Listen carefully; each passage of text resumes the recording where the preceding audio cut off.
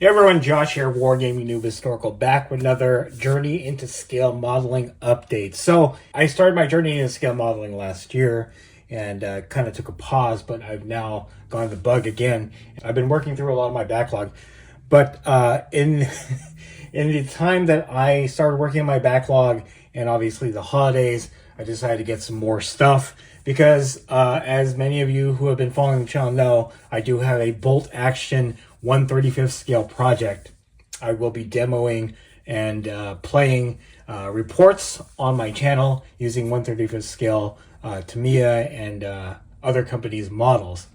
I feel like the rationale behind that would be that on screen you will be able to see the figures of the models more clearly as opposed to 28 millimeter, though this would probably limit me in table size to a firefighter skirmish level version of bolt action.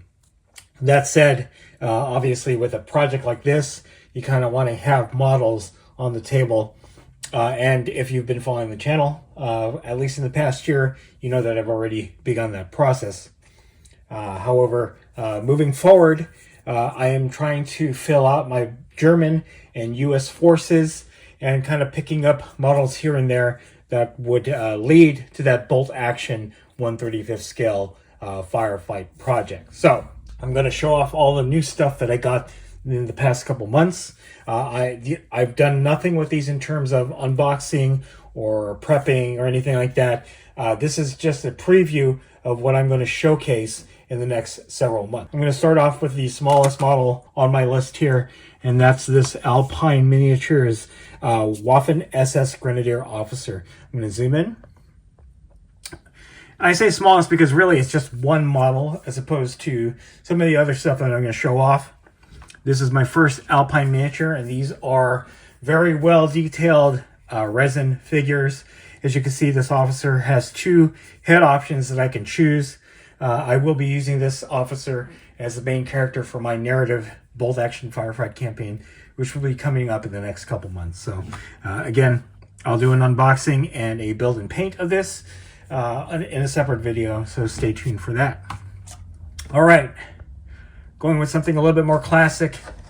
I have the 1973 version of the SD KFZ2 Klein's Kettenkraftrad or Kettenkrad. This kit has been around for a very long time. The original molding is from 1973. I think this might be a newer release because based on the decal sheet, which is listed as 2001, this must have been just a early 2000s re-release. But there is a newer kit with updated molding and sprue layout. So just make sure, I'm just trying to clarify that this is the older version of this kit. It still has the Kettenkrad driver and the machine gun team. This specifically came with an extra, which is why I purchased it on eBay. It came with some winter resin crew, though I will not be using that for this particular model. I will be saving that for something else. But yeah, nice classic kit. Love the artwork on this. All right. What is bolt action without its infantry? And for the Germans, I decided to get this German frontline infantryman. As you can see here, they are using assault weapons, Panzerfaust, stuff like that. Also have the machine gun. So I got this kit off of Amazon much earlier in the fall. It was only $13, so I couldn't pass up on that. Again, haven't unboxed this, but I will. And need more German infantry.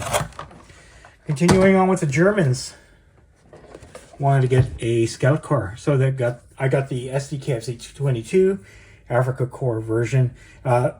So another rationale behind my kit purchases is I like getting kits that have multiple models in it. And this particular one has the 222 as well as a motorcycle guy, which I will use for something else. But again, it's all about building up your forces. And if you get a kit, if you get one of the many Tamiya kits that are kind of like a rebox of the original vehicle that includes something else, better to have that than not. Continuing in that vein, for the US, I have the M5A1 light tank. So there are two versions of this kit, one with just the tank, and then this one, which is the Pursuit Operations set, which comes with a mortar team. So again, it's about getting that extra set of models to kind of fill out the bolt action force that I'm building. Not only do I get the M5A1, I get the mortar team, which is definitely a special weapons team that you can use in bolt action. So that is the reasoning, again, behind getting the M5A1 and the 222 is to get the extra models in order to fill out my forces. All right, moving on to some bigger stuff. And away from Tamiya, got the D-Day 135th scale Dodge WC 56-57 command car. Needed another kind of light transport vehicle for my U.S. forces. Didn't want to get another Jeep, even though this is kind of like a Jeep, but I wanted to get something a little bit different. I was actually looking for a WC52, but I couldn't find one. And I saw this, which is actually newer packaging of this older model from Italeri. I like Italeri. Built a lot of stuff for bolt action because Warlord has that partnership with Italeri. So I figure getting another Italeri model, but on a bigger scale, would be easy to assemble. And again, this is the 80 years D-Day edition, so it's a little bit newer. The box art looks great, and I can't wait to build this for my U.S. forces. The only thing that it doesn't come with is crew. I need to source some crew to fill out the vehicle. All right, the last thing on my item list I have purchased is probably the biggest vehicle that I have right now, which is relatively speaking because it is not a big vehicle. I got the Academy Jagdpanzer 38T Hetzer late version, so late war version, as you can see in the artwork here.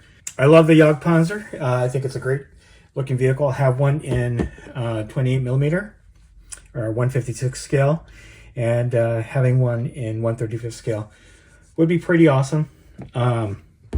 Another reason why I got this is Academy does not make complex kits, so these should be just as easy as putting it together in Italeri or Tamiya, and gives me something different to work on. I also got it because it was a lot less expensive than some of the other larger armor kits from Tamiya and Academy.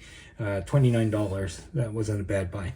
So, in review, got the Jagdpanzer, got the WC 56-57, got the 222 and the M5A1, got some frontline infantry for the Germans. Can't go wrong with the Kennenkrad for the Germans. And then finally, the Waffen-SS officer from Alpine. I'm thinking of getting more officers, or I'm thinking of getting more figures from Alpine to use as officers for my forces, because they look fantastic. Anyway, hopefully this is something that you guys enjoy. This is just a quick preview of what I'm going to be showing off on the channel in the next couple months. If you are interested in following that bolt action 135th scale firefight project, go ahead and click the link of the playlist below. And if you like this video, go ahead and click like. If you haven't subscribed to the channel, I appreciate it if you would. Click the bell notification icon to get notified of all new Journey into Scale Modeling, all new Journey into Scale Modeling videos coming out on my channel. And then click the link in the description below to join our Discord server. That's the best way I could personally interact with you and chit-chat you about scale modeling, bolt action, and anything else that I cover on the channel. That's it. Thanks for watching. Stay tuned for more Journey into Scale Modeling from Wargaming Noob Historical.